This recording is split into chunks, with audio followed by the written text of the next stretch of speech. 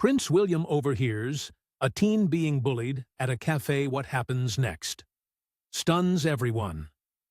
It was just another busy afternoon in London.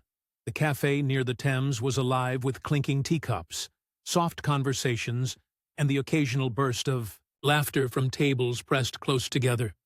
Tourists spilled in and out, their cameras dangling, their maps crinkling. Locals hunched over laptops or sipped their drinks with the casualness of 100 afternoons before. No one really noticed when Prince William stepped inside. No flashing cameras, no royal guards marching in behind him. Just a man in a simple jacket, blending into the crowd as easily as another winter coat. He ordered a tea, smiled politely at the barista, and took a seat near the window, the hem of his jacket brushing against the polished wood chair. He wasn't looking for attention. He was looking for a little silence. But instead, he heard something else. Tucked away in a corner booth was a teenage boy, maybe 15, maybe younger, with a book clutched close to his chest. His shoulders were curled in like he was trying to disappear.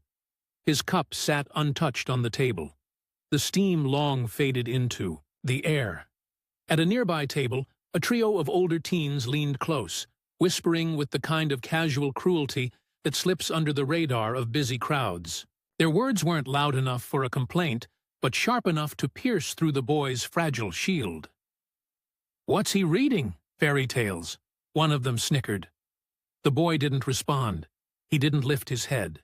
Instead, he flinched, the tiniest movement, the kind only someone really looking would see. And William saw it. Most patrons kept sipping their coffee, lost in their screens, their conversations, their own important afternoons. But William's eyes didn't move away. Not when the boys knocked over the edge of the teen's backpack with a careless foot. Not when a whispered insult, crueler than before, made the boy's fingers tighten on the book like it was a life raft. William sat back in his chair, his tea cooling in front of him. There was a weight in the air now, a weight that didn't belong to the weather or the crowd or the city moving just outside the cafe window. It belonged to that boy and the choice that waited silently across the room. William tapped his fingers once against the side of his cup, a steady beat against porcelain. His gaze stayed steady, measuring, quiet. He wasn't thinking about cameras. He wasn't thinking about headlines. He was thinking about one simple thing his mother had once told him. Kindness doesn't need an audience. It only needs a witness. The boy shifted again, smaller this time, trying to make himself invisible. And that was the moment William decided. He pushed back his chair slowly, leaving his untouched tea behind. One simple act. One simple step. Because in a world full of people who look away, sometimes the person who notices changes everything. And in that simple choice to notice, the entire course of the afternoon began to shift. William sat still, the steam from his untouched coffee curling in slow, lazy circles. Across the cafe, the laughter got louder, sharp, jagged, wrong. The tea boy, no older than 10, stood stiffly near the counter, his backpack now sprawled across the floor, its contents scattered like broken pieces of something he was trying very hard not to cry over. No one moved. No one helped. Eyes flicked over the U, seen like passing headlines, pausing just long enough to acknowledge it, then moving on as if seeing was enough. William tightened his hand around the edge of his chair. He heard his mother's voice in his head, not from the grand speeches, not from the interviews, from the quiet moments, the whispered lessons passed between doors closing and dinners, cooling. "Kindness isn't for cameras," she had said once, brushing his hair from his forehead. "It's for the moments when no one's watching, when it costs you something." The boy knelt awkwardly, trying to gather his books with one arm while holding back his pride with the other. The bullies didn't lift a finger. They just stood there, smug, arms crossed, daring someone to care. The boy's hand slipped. A pencil clattered to the tile floor, spinning out of reach. Still, no one moved. William exhaled slowly through his nose. The decision wasn't loud. It didn't announce itself. It was quiet, like the way trees decide to bend before they break. He rose from his seat, the chair legs scraping a soft warning across the floor. It wasn't dramatic. It wasn't grand. It was a man standing because silence had lasted 2 seconds too long. Across the room, heads turned. The bullies laughed again, louder now, bravado rising to meet the threat they hadn't yet recognized. William moved toward the boy, steady, unhurried, every step carrying the weight of a choice made long ago. The boy looked up, blinking fast, shame and confusion fighting for space in his face. William bent down one knee, pressing gently against the floor, and began picking up the scattered pencils, the battered notebook, the dog-eared textbook with the boy's name scrawled faintly inside the cover. He didn't say anything. He didn't have to. The act itself spoke louder than any lecture could. The cafe's buzz dimmed not from outrage, but from recognition. People shifted in their chairs, guilt settling heavy in their throats. By the time William stood and handed the boy his backpack, the room felt different, stretched, rewoven, cracked open in a way that couldn't be stitched shut again. He didn't plan to draw attention, but sometimes doing the right thing makes a noise all its own. Sometimes leadership is as simple as a hand offered at the right time. William crossed the cafe like any other man might. No fanfare, no stiff shoulders. His steps were easy, calm, weaving between the crowded tables with the kind of movement that draws no attention until it absolutely must. The boy sat hunched over his drink, fingers gripping the cup a little too tightly, his backpack thrown to the floor by feet that didn't belong to him. Across from him, the boys who had shoved it sneered, laughing louder than the room needed. William said nothing at first. He just bent down, slow and sure, and picked up the bag from where it had landed. Dirt clung to the corners of it. A small tear in the side had spilled out a crumpled piece of notebook paper. William gathered it all, careful as if handling something precious. He set the bag gently on the boy's table, right in front of him, right where it had always belonged. Then, without turning to the boy, without making a speech, William straightened and faced the ones who had kicked it. His eyes, when they locked onto theirs, didn't carry anger. They carried something heavier, steady, unblinking. "Is there a problem here?" he asked. His voice wasn't loud. It didn't need to be. The words landed like a stone dropped into still water, rippling outward through the nearby tables, through the careful silence that suddenly filled the cafe. The boys froze. Recognition didn't come all at once. It bled in slowly, coloring their faces from defiance to confusion, to something closer to fear. It wasn't just his size, though William stood taller than most. It wasn't even his calm, though that rattled more than shouting ever could. It was the unbearable realization that someone had seen, really seen, the kind of seeing you can't laugh off. The boy didn't move.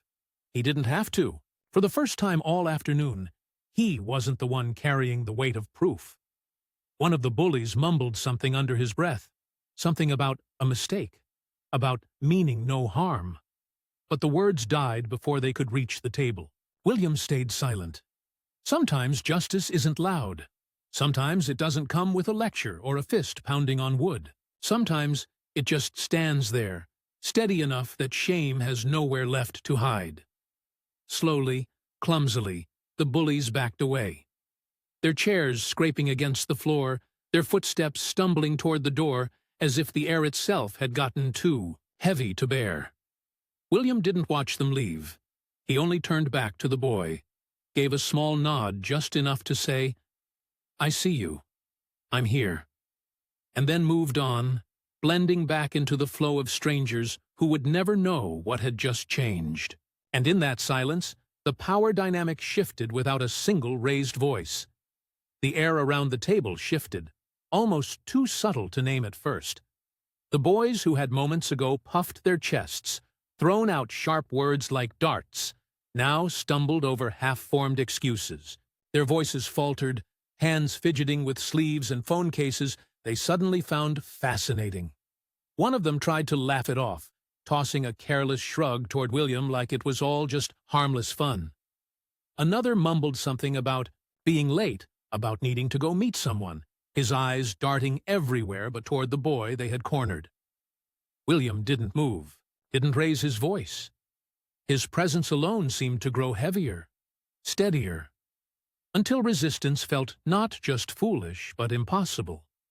The boys shifted on their feet, muttering under their breath, trying to stitch back scraps of bravado that no longer fit.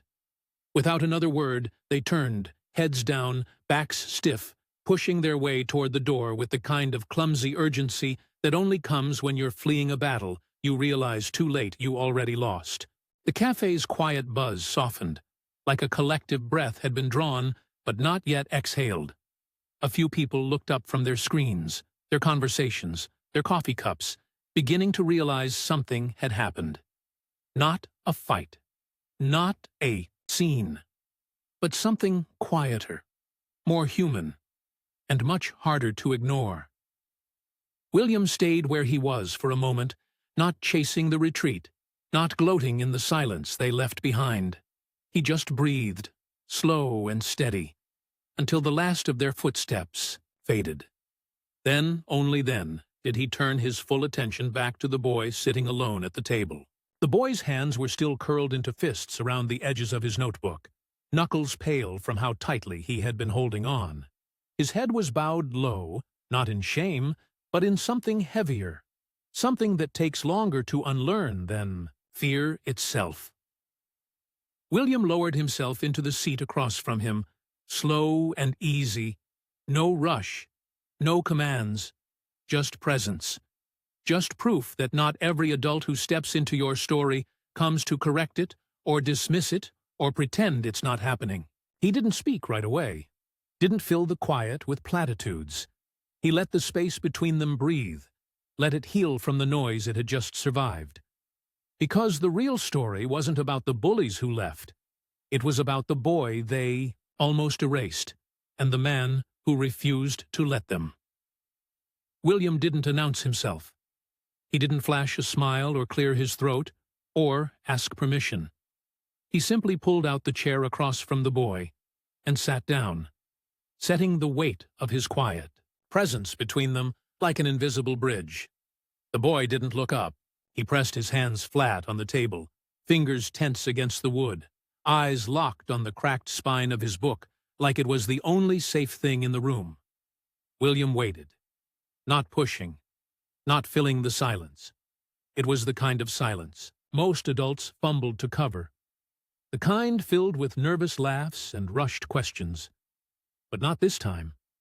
William just sat there, letting the quiet stretch long enough for trust to notice. After a moment, he leaned forward slightly, voice low and steady. "Tough day?" he asked.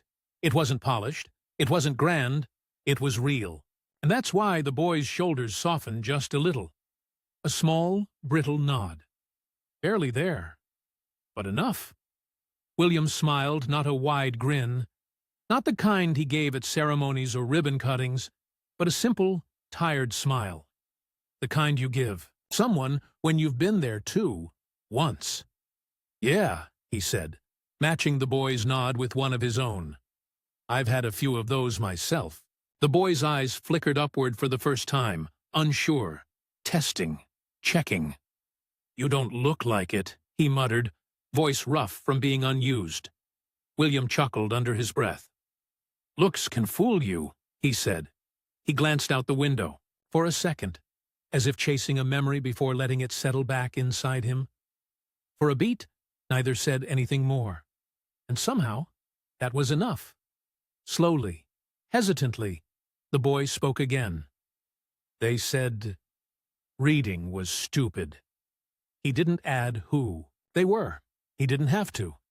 William nodded, slow and deliberate. "Funny," he said.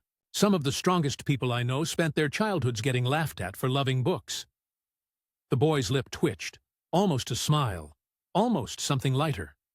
"They said I talk weird too," he added. A little faster now, like once the dam. Cracked. The river couldn't help but find its way through. William leaned his elbows on the table, lowering his voice as if he were letting the boy in on a secret. I used to mix up my words, he said. Still do sometimes, if I'm honest, especially when I'm nervous. The boy's head tilted slightly, curious despite himself. You? He asked, a little disbelief creeping in. William nodded. Me. All the time. Thing is, you don't have to be loud to matter. You don't have to be perfect to be heard. The major boy looked down again, but this time not with shame. He was thinking. You could see it. A seed planted under the bruises. In the corner, the older teens still laughed, still nudged each other, oblivious to the moment unfolding 2 tables away. William didn't glance at them. His focus stayed here where it was needed most, and as the boy took a shaky breath, pressing his palm against the battered cover of his book, like it was armor and anchor all at once, something shifted in the air between them. Not fixed, not solved, but seen. And as he spoke, a world larger than the cafe walls began to unfold. Ethan's hands stayed curled around the edge of the table like he was bracing for a storm that hadn't yet come. His voice, when it finally broke the surface of the quiet cafe, was almost too small to hear. I moved here a few months ago, he said, eyes never lifting from the chipped mug in front of him. New school, new everything. William leaned forward slightly, not close enough to crowd him, but enough to let Ethan know he wasn't going anywhere. It's not easy being new, William offered gently. Ethan gave a thin, lopsided smile, the kind people wear when they've heard the same words before, and they didn't help. It's not just that, he said, his thumb nervously tracing the rim of the cup. It's me. William didn't ask, didn't push, just let the silence do the asking. They think I'm weird, Ethan muttered after a beat. Because I like books, more than football. Because I write stories instead of going to parties. He shrugged, like it was some shameful secret. His shoulders rose once, stiff, then dropped like heavy stones. They call me Fairy Boy when teachers aren't listening, he said, his voice cracking like dry leaves. Push me around, laugh when I drop my bag, rip up my notebooks sometimes. William's jaw tightened, but he stayed still, his face open, soft. Listening. Just listening. And it's stupid, Ethan added, a flash of anger sparking in his words before guttering out. Because all I want is to be a writer. That's it. To tell stories that maybe make someone feel less alone. His voice broke at the edge of that sentence, raw and unfinished. William's hand rested quietly on the table between them, not reaching, not forcing, just there, solid, present. Dreams, William said quietly, are the bravest kind of truth. Ethan looked up then, for the first time, really looked, and there was something like disbelief flickering in his damp eyes, like he hadn't realized until that moment that someone could hear him without judging. The noise of the cafe faded around them, the clatter of cups, the hum of conversations. It all slipped away, leaving just the fragile bridge building between 2 unlikely souls. And then, without hesitation, without any calculation or royal polish, William leaned forward and said 6 words that Ethan would carry with him for the rest of his life. Tell me your story. All of it. Not what happened to you. Not what do you want to be. Just tell me your story. As if it was already worth telling. As if it already mattered. Ethan blinked, stunned for a moment, before something inside him, something bruised and silent for far too long, began, slowly, to breathe again. He nodded. And so, over cooling cups of tea and the fading light of a London afternoon, a boy who thought his voice was invisible found someone who would never again let it be forgotten. The tea had gone cold, but neither of them seemed to notice. William leaned forward slightly, elbows resting on the scarred wooden table, watching Ethan gather the last of his scattered notes into a neat, trembling pile. For a long moment, He said nothing. Just let the quiet sit there between them, not heavy, not awkward, just real. "You know," William said finally, voice low and steady, "stories change things." Ethan looked up, blinking fast, as if he wasn't sure whether he was allowed to believe it. "Not all at once," William continued. "Not in the ways people like to measure. But they get in. They stay." He paused, letting the boy feel the weight of it, the truth that didn't come wrapped in fanfare, the kind that settles into your ribs and stays there. "You keep writing," William said, a soft fierceness under the words. "One day, they'll wish they'd listened sooner." Ethan swallowed hard, the corners of his mouth twitching like he wanted to smile, but didn't know how to fit it on his face. William reached for a napkin, plain, white, still slightly damp from the base of his teacup. He pulled a pen from his pocket and scribbled something quickly, the ink bleeding faintly into the fibers. He slid it across the table without ceremony. No grand speeches, no dramatic pauses, just a simple invitation. A place, a time, a chance. Ethan stared at it like it might disappear if he breathed too hard. His fingers closed around the napkin slowly, reverently, as if he was being handed something heavier than paper. "You sure?" he asked, voice small but steady. William smiled, not the kind meant for cameras, but the kind that lives behind the eyes. "Yeah," he said. "I'm sure." Ethan blinked again, fast and furious now, pressing the heel of his hand against his eye like maybe he could hold the feeling in if he just tried hard enough. No one applauded. No one cheered. Outside the cafe window, the world moved on cars flashing by, strangers weaving past each other, the rush of a city too busy to notice when something small and sacred was being made. But inside, across a battered table and a cold cup of tea, a promise was sealed. Not by blood, not by signature, by meaning, by the decision to see someone and say, "You matter enough for me to reach back." Ethan folded the napkin carefully and tucked it into the inside pocket of his jacket, close to his heart. He didn't say, "Thank you." He didn't need to. Some promises don't need ceremonies, they just need to be meant. And while Ethan pocketed that small scrap of paper, the world outside the cafe was already stirring, already starting to move differently, already listening even if it didn't know it yet. Real moments don't ask for an audience, but sometimes they find one anyway. William didn't notice the camera. He hadn't come for attention. He hadn't even come for thanks. He sat across from Ethan at a corner table, shoulders relaxed, hands wrapped around a steaming cup of coffee, listening with a patience that didn't rush or push. Every so often, he smiled the kind of smile that told you someone was actually hearing you, not just waiting to speak. Around them, the cafe hummed with life, orders being called, dishes clinking, people scrolling through their phones without ever looking up, except for one woman, a middle-aged teacher on her lunch break, sipping tea 3 tables away. She wasn't trying to snoop. She just couldn't help but notice the softness of the scene unfolding before her. The way William leaned in, elbows on the table, the way Ethan's stiff posture slowly unwound, word by word, like a coiled spring finally given permission to rest. Without thinking, she lifted her phone. No flash, no fuss, just a quick photo. A snapshot meant to remember a quiet kindness she didn't want to forget. By the time she uploaded it to her small Facebook page, the caption was just as quiet. "I don't know who they are, but today I saw kindness win." She didn't expect much. A few likes from friends, maybe? By dinner, it had been shared 10,000 times. By midnight, major outlets were calling it the photo that broke the internet. There was no mistaking who the man was once the photo spread.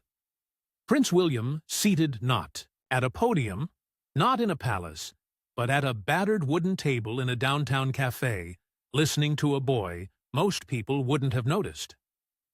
"Prince comforts bullied teen," the headlines screamed.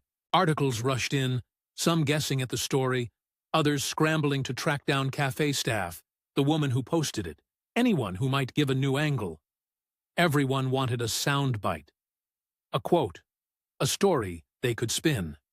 William answered none of them. The press called. His staff tried to schedule interviews, manage the moment. He refused, politely, firmly, quietly. "It's not about me," he told one aide. "It's about what happens after." Because William understood something the world often forgot. The real story isn't what happens when the cameras flash.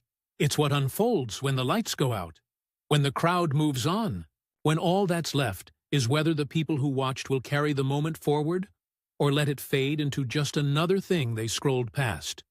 The world thought they had captured the ending. But William knew better, because the real story wasn't about headlines. It was about what happened next. The days passed slowly at first, stitched together by habit and hesitation. Ethan went to school. He ate dinner in silence. He stared at blank pages where words used to pour out of him, without fear. Nothing felt different on the outside. Not really. But somewhere deep down, a small, stubborn light had started to flicker. It was a Tuesday when the letter came. It wasn't handed to him with fanfare. It didn't arrive with a parade of importance. It was just there, tucked among the junk mail and bills, in a plain white envelope with no return address. He almost missed it, almost threw it away without looking. But something about the weight of it, the thickness of the paper, made his fingers pause. When he tore it open, the first thing he saw was a gold crest, pressed deep into the top corner of the page. Underneath it, a simple heading in neat, careful letters: Kensington Palace. Ethan's breath caught somewhere between his chest and his throat. His hands, so steady a moment ago, trembled now as he pulled the letter free. It wasn't long, just a few lines, a formal invitation to a youth writer's workshop, sponsored by the palace itself. Selected not through grades or connections, but through heart, through courage, through voice. At the bottom, handwritten in a darker ink, almost an afterthought, but somehow the most important part, was a note. Stories save lives. Keep telling yours. William. Ethan sat down hard in the nearest chair, the letter shaking in his hands. He read it once, twice, a third time just to be sure he wasn't imagining it. The words blurred against the page as tears, hot and disbelieving, filled his eyes. But he didn't wipe them away. He let them fall. Let them soak into his skin like proof that this was real. Because somewhere, out there, in a world that too often swallowed small voices whole, someone had heard him. Someone had cared enough to reach back across the silence. It wasn't about a workshop. Not really. It was about being seen. It was about being believed in before he fully knew how to believe in himself again. The letter fluttered slightly in, his hand catching a soft draft from the open window. But he held on tighter, anchoring himself to the weight of the words. Because this wasn't just an invitation. It was a lifeline. And though Ethan didn't know it yet, this letter would open more than doors. It would open something even bigger. It would open the part of him that had almost closed for good. The hall wasn't grand, just rows of folding chairs and strings of white lights sagging gently from the ceiling. But to Ethan, it might as well have been a mountaintop. His hands shook as he clutched the worn paper of his story, fingertips damp with nerves. At the entrance, tucked quietly along the back wall, Prince William slipped inside without ceremony. No security detail, no press, just a tall man in a simple dark jacket, blending into the edges of the crowd. Ethan stood near the side of the stage, shifting from foot to foot, watching other teenagers' kids with notebooks, with dreams stitched into their pockets, stand. Up, read. Sit back down. The air buzzed with hope and terror in equal parts. When his name was called, Ethan froze for half a second too long. "You've got this," someone whispered from the side. A volunteer? A friend? It didn't matter. It was enough. He stepped up. For a moment, all he could hear was the blood pounding in his ears. The microphone waited like a dare in the center of the stage. He could leave. Nobody would blame him. But then, out of the corner of his eye, he saw him, the man who had sat across from him in a crowded cafe, who had listened when it felt like no one else even saw him. William gave the smallest, most steady nod. Ethan swallowed, raised the paper, and began. The words wobbled at first, soft, uncertain. But as he spoke a story about a boy building a world from scraps and starlight, finding home in the places everyone else called broken, the room shifted. People leaned in. Not a sound interrupted him. No coughs, no fidgeting chairs, no impatient glances toward phones. Just breathing collective, gentle, shared. Ethan's voice grew stronger. He read about hope carved out of loneliness, about the courage of being different in a world that tried so hard to flatten you. He read about a boy who didn't wait for a welcome, he built it himself. And when the last word fell into the silence, he didn't expect anything. Maybe a clap or two, maybe polite smiles. But the room stayed still. Still enough that Ethan thought for a moment he had done something wrong. Then, quietly, slowly, the first person rose from their chair. A teenager with purple hair and tears in her eyes. Then another. Then another. Until the entire room awkwardly, earnestly stood in silence. Not the roaring, crashing kind of applause meant for noise. The standing kind of silence meant for honor. From the back, William stayed on his feet, hands at his sides, pride written in the lines around his eyes. Ethan lowered the paper to his side. His hands weren't shaking anymore. For the first time in his life, he didn't feel like he had to apologize for taking up space. He had filled the room not with noise, but with something far bigger. And this time, nobody could take that away. It started like all real things do, quietly. A single article, one photo, a caption too small to hold the weight of what had happened. Prince William helping a boy gather scattered papers in a cafe. No speeches, no staged lighting. Just two people, one who bent down when it would have been easier to stand tall and walk away. At first, the news outlets covered the story because of the name. Because royalty was involved. Because cameras love crowns. But that wasn't what made the story grow. It was Ethan. It was the boy who picked up his pen again the next morning and wrote the story no one asked for. The story no one had cared to hear until now. A story about small kindnesses. A story about battles fought far away from microphones. A story about remembering who you are, even when the world tries to convince you to forget. Teachers shared the article in morning assemblies. Principals started new anti-bullying projects, not just to check a box, but because they had seen the way a boy's face changed when someone knelt beside him instead of looking away. Classrooms held writing contests called The Story That Changed Me. Libraries ordered more copies of youth magazines, not because they were told to, but because a ripple, once started, doesn't ask permission to keep moving. And then, one afternoon, in a thin magazine with curled corners and a slightly smudged cover, Ethan's name appeared in small, brave print. His first short story. Not about kings, not about heroes with swords.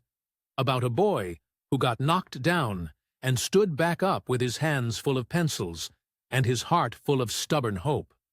William didn't send flowers. He didn't make a grand statement. He sent a note, handwritten, simple. I told you they'd wish they listened. No signature. None needed. Ethan tucked the note into the same jacket pocket where the napkin still lived, folded, worn soft at the creases, heavier now with everything it had come to mean. Because that's the thing about kindness. It doesn't end at the edge of the moment. It moves. It echoes. It lingers in the places you'll never get to see classrooms, quiet hearts, new pages being written by hands steadier than they were yesterday. The ripples stretched farther than anyone had planned. Farther than William. Farther than Ethan. Because the final chapter wasn't about a prince. It was about a boy who chose to keep writing anyway. Sometimes the most ordinary places hold the beginnings of extraordinary lives. It had been months since that afternoon, but the cafe still smelled the same coffee beans and warm bread, and something quieter, harder to name. Ethan walked in without hesitating this time, the door swinging, shut behind him with a soft thud. He was taller now, shoulders back, not stiff with fear, not small with apology. Just steady. A backpack hung from his shoulder, the zipper tugged slightly open by the weight of new things inside. This time, it wasn't crumpled papers and forgotten lunches. It was books, one of them tucked carefully against the side, worn at the corners from being read too many times to count. He ordered a coffee without fumbling his words, paid without fumbling with his hands. And then, without glancing around, he made his way to the table. The table. The one near the window where, once, he had shrunk so small, he thought he might disappear if he wished hard enough. Ethan didn't sit. Not today. He reached into his bag and pulled out a folded piece of paper. Not typed. Not polished. Just his handwriting. Messy but certain. He smoothed it flat against the old wooden surface, right where his backpack had once been kicked. Aside. The note was short. For the next kid who feels invisible, you matter. No signature. No instructions. Just a hand reaching across time. Ethan set his coffee down next to it, took a slow breath, and looked around. Not because he was nervous, just because he could. No one stared. No one sneered. And even if they had, he knew now some things you carry so deep that no glare, no laugh, no cruel word can steal them again. He picked up his bag, slinging it over one shoulder, with a motion that felt easy now, and he walked out into the London sun, the door clinking closed behind him, the city folding him into its noise and light and life. He didn't look back. He didn't have to. Because something stronger than memory lived at that table now. Something stronger than fear. Because sometimes the world doesn't change in loud declarations. Sometimes it changes because someone simply didn't look away.